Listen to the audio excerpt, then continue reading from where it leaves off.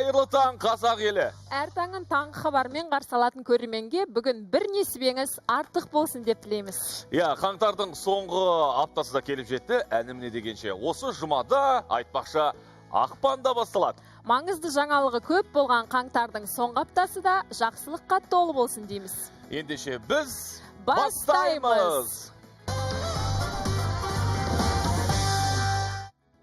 Жастар жылы өнер мен мәдениеттегі жастар да шығармашылығын шыңдап, жаңа табыстарға қол жеткізеді деген ойдамыз. Жастар шығармашылығымен жақынырақ таныс болу мақсатында бүгін біз студиямызға арнайы қонақ шақырған едік. Ендеше бүгінгі біздің қонағымыз, таңғы қонағымыз Қазақстан Республикасы мемлекеттік күзет қызметі президенттік оркестрінің бас бишісі Әсел Әлібекова қонақта. Қарсы алайық. Қош келдіңіз, Әсел. Әсел, қош келдіңіз. Жүлдеңіз құтты болсын дейміз. Көңіл күйіңіз қалай? Керемет. Жалпы бишілер таңертең нешеде оянады? Бишілер 7-де оянады. Мен білетін әншілер кешке ұйықтайды, ал Бишілер де қалай дейсіз? 9-да міндетті түрде балет залында классикамен. Таңғы жаттығу сияқты олардың болды басталғаны. Бишілердің жалпы күнделікті рационы қалай? Таңғы асқа нешесіздер, бір диета ұстайсыздар ма? Қазақ болғаннан кейін етті өте қатты жақсы көремін, әсіресе жылқының етін. Ол маған қатты күш береді. Сондықтан өзімді андай шектеуге қоймаймын, тек қана андай тәтті тағамдардан сондай ғана шектеулік болады. Көбісі айтады ғой, енді жалпы етті көп жемейді деген сияқты, ал сіз жей бересіз. Онда ешқандай ет жеу керек міндетті. Қазақ бишілері ет жейді. Тамаша. Ал енді біздің редакторлар айтып жатыр, дәл қазір өзіңізге, сіз енді қонаққа келгеннен кейін, мінекей біздің көрермендер белсенді болып, дәл қазір өзіңізге деген сұрағы бар екен. Ендеше тілдесіп алайықшы. Қайырлы таң. Қайырлы таң. Қайырлы таң. Аха. Алло? Тыңдап тұрмыз біз сізді. Есіміңіз, сәлематсыз? Ғалия деген кісі болам. Менің балам 6 жасынан бастап Жұбанова Теміртаудағы хореографический мектеп бітірген.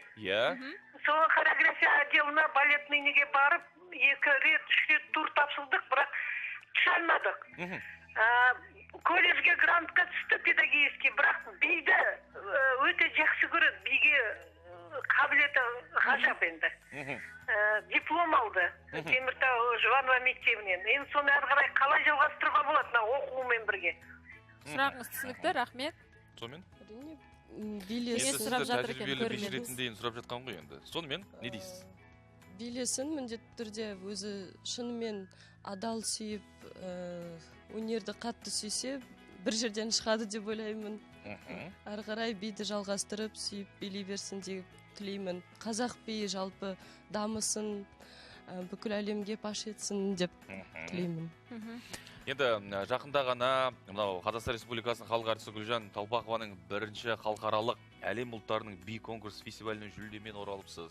Құттықтаймыз. Қай қалада өтті, қанша елден қатысты, осы байқау жөнінде айта кетіңізші. Атырау қаласында өтті. Ол бір қызық дайындалды. Тек асығыс түрде 5 күн ішінде дайындалған болғанмын. Ұсыныс түсті да, тек сол күннен бастап дайындалып. Сонда байқауды кеш естіп қойдыңыз ба сонда? Иә, сондай кеш естіп қалдым. Өздері ұсыныс түсірді да. Өздері ұсыныс түсірді. Иә. 11 қатысушы болды. Үлкен майталмандар, әзіл алқасылар болды. Ресейден келген, Грузия, Белоруссиядан. 3-ші кезеңде міндетті түрде Дәулеткерейдің Қосалқа күйіне би қою керек болған. Осындай талап қойылды, иә? Сол 4 күн ішінде өзімнің мұғалімім, ұстазым Шамшиев Алмат Шердарұлы қойған. Ол 5 күнде қою, ол өте ауыр би. Көбінесе бір биді қою үшін көптеген 5 ай уақыт кетеді. Бұл кезде тез тек жиналып, формаға кіріп, басқа 2 бейім дайын болды да. Бірінші бей Алмат ағай қойған. Гүлсезім би, 2-ші кезеңде ұйғыр биі, ұлттық биі, оны Гүлбахар Исламжанна деген кісі қойған болатын. Сөйтіп, бірінші жүлдеге ие болдым.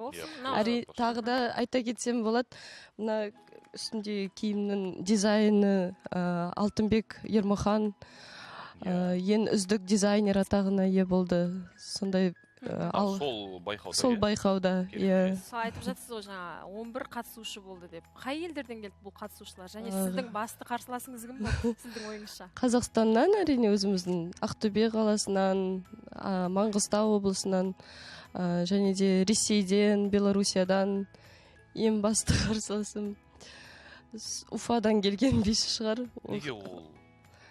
Мықты болып тұр ғой. Әлде бұрыннан бері байқап жүрсіз? Бұрыннан бері, байқап жүрмін. Өткен жылы 18 жылы Ресейде Грозный қаласында өткенде бір байқауда бірінші жүлдеге ие болған ол қыз. Ал енді Қазақстанда сіз бірінші орын алдыңыз ғой. Тамаша. Ал енді мынау жалпы би өнеріне келейікші. Бұл жалпы биді кез келген адам үйрене ала ма, әлде шын мәнінде талант болу керек па? Мен ойымша, әрине бір Құдайдың берген... Мысалы, жаңа ғана біздің көрермендеріміз сұрақ қойып жатыр, Құдайдың берген бір қабілеті болу керек. Биде біз денелеріміз қатты болмау керек, бос бәрі шак дейді, сондай бәрі болу керек. Сіз қателеспесем, өзіңіз 4 жасыңыздан бастап биге қатысасыз, 4 жасымнан білемін. 4 жасыңыздан. Жалпы қыз балаға болсын, ер балаға болсын, биге қатысам деушілерге қанша жастан бастап келген дұрыс би өнеріне? Кішкентай жасынан бастаған дұрыс. Мен ойымша тағы да кеңесім болсын, гимнастикаға қатысқан жақсы басында. Содан кейін барып балет, сондайларға. Енді сіз өзіңіз Әселдің шашу атты керемет бір, қалай айтсақ болады, тақырыппен жақсы бір би шашуларын ұсынып жүрсіз ғой. Тағы да алдағы уақытта бола ма сондай? Әрине болады, алдағы. Қанша концерт ұсындыңыз өзіңіз? Жастар жылы болғаннан кейін биыл жоспарлар өте көп. Біріншіден Алла күш-қуат берсін деймін. Былтыры осы Ақтөбе облысының әкімі Бердібек Сапарбаевтың қолдауымен рухани жаңғыру бағдарламасы аясында өзімнің 15 жеке шығармашылық кештерімді бергенмін. Барлық ауылдарда кішкентай жасөспірімдер көрсін деген қазақ би тағы да айтып келем, насихаттап кішкентай балаларға өзімнің шеберлік сабақтарымды беріп, ұсынып, сөйтіп үлкен іс-шара өткізген болғанмын. Ауылдағы көрермендер өте сондай жылы қарсы алып, баталарын беріп, кішкентай балаларын құшақтап, аузына түкір, сен сияқты болсын. Ондай бидің концерті ауылдарда болып көрмеген. Сондықтан олар таң қалып, кезінде шарапайым сөйтіп жүрген болған. Енді соның ізбасары болып. Өзіңіз шәкірт тәрбиелейсіз ба? Алдағы жоспарларыңызда би мектебін ашу жоқ па? Әрине, алдағы уақытта бар жоспарда. Қазір уақытта шәкіртіңіз бар ма, дайындап жүрген? Әзірге жоқ, әзірге мен өзім сақтадым. Дайындайсыз ба, көмектесесіз ба деген болатын шығар. Болады, Президенттік оркестрмен бірге гастрольдарға, шетелдерге жиі сапарлап тұрасыздар ма? Көбінесе және шетелдіктерге қандай билер ұнайды? Әрине өзіміздің қазақ билері, өзіміздің қазақ әшекейлеріне олар қызығушылығы жоғары. Қызығушылық концерттен кейін келіп бәрін шашта бұрымдарымызды ұстап, өзінікі, оларға шынымен де экзотика. Біздің қазақ билер, сүйектерін бар ма, буынсыз қандай деп келіп. Енді мынау жалпы әншілердің бір төл паспорты болады ғой, бір құжат дейміз ғой. Енді сол ән арқылы халық көпшілікке танымал болады. Ал бишілерде сондай бір би бола ма? Өзіңізді мысалы халыққа танымал еткен мына би деп айтыласыз ба? Сіздің жұлдызыңыз жаққан қай би? Әлде ондай жоқ па бишілерде? Менде өзімде бар, кішкентай кезімнен бейне баян түсірілген болатын, ол биге қамшымен Бозжорға би болатын. Содан кейін өсе келе кәсіби түрде, басқаша түрде қойылған би, Ұлы дала композициясына жазылған керемет күй, соған арнайы қойылған жігер биі. Сол би сіздің төл құжатыңыз деп айтуға болады. Иә, солай айтуға. Енді мынау биден басқа немен айналысасыз? Қызығушылықтарыңыз бар ма басқа? Сіз биші болмағанда кім болар едіңіз? Білмеймін, мүмкін дәрігер болатын шығармын. Дәрігер? Иә. Өзім сондай жақсы көремін, андай телевизордан көрсетеді ғой, әртүрлі бағдарламалар, қызығушылықпен қараймын. Енді сіздің жеке өміріңізге кішкене тоқталайықшы. Анаңыз Ләззат ханым, иә, сізді кішкентай кезінен осы жалпы би әлемінде халықтатып, осы өнерге деген бір продюсері деп айтсақ болатын шығар, иә? Шынымен де солай, продюсерім.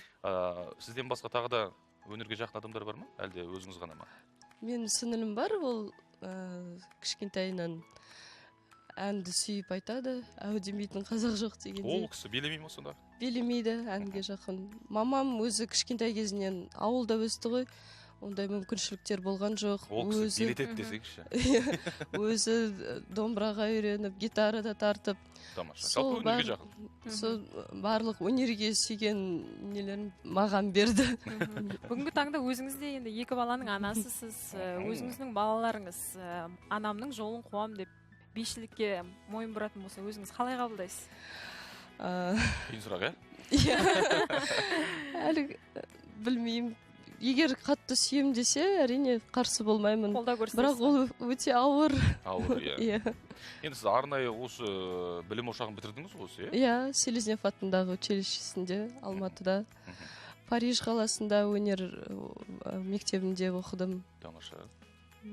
Енді алдағы жоспарларыңызбен бөлісе кетсеңіз, енді жастар жылы деп жатырмыз биыл, енді ол жастар жылына қатысты қандай да бір жобаларға қатысып деген сияқты, немесе өзіңіз бір қалайша үлес қосар едіңіз? Немесе қосуға дайындалып жүрсіз? Қандай жоспар бар? Мына байқаудан кейін кәдімгідей қанаттанып, шабытым ашылып, тағы да байқауға қатысам ғой деген ниеттемін. Алдағы уақытта тағы да байқаулар болса, әрине қатысуға тырысамын. Сосын алдағы уақытта Атырау қаласында, Ақтөбе, Орал қалаларында өзімнің жеке шығармашылық кештерімді өткізем. Биыл, иә? Биыл.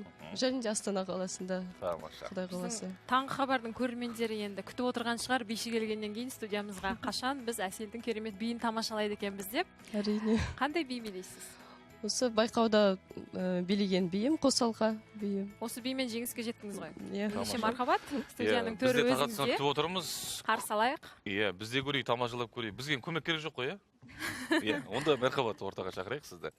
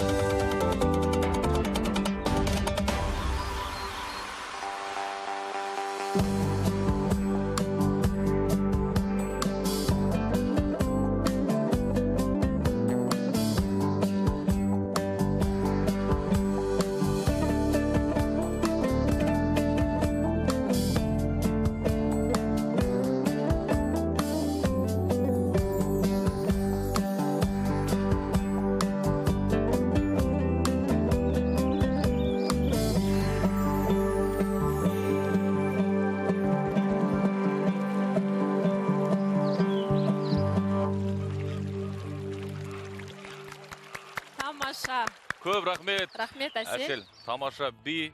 Жалпы бүгін вақтыңызды бөліп, алтын вақтыңызды бөліп, би өнері туралы бізге толыққанды мағлұмат жеткізгеніңізге көп рахмет айтамыз. Қазақтың биін бүкіл әлемге паш ете беріңіз дейміз. Күніңізге сәттілік тілейміз. Рахмет сізге. Осындай қуанышты нотада таңғы хабардың бүгінгі шығарылымын аяқтаймыз. Амандықта жүздескенше ағайын. Сау болыңыздар!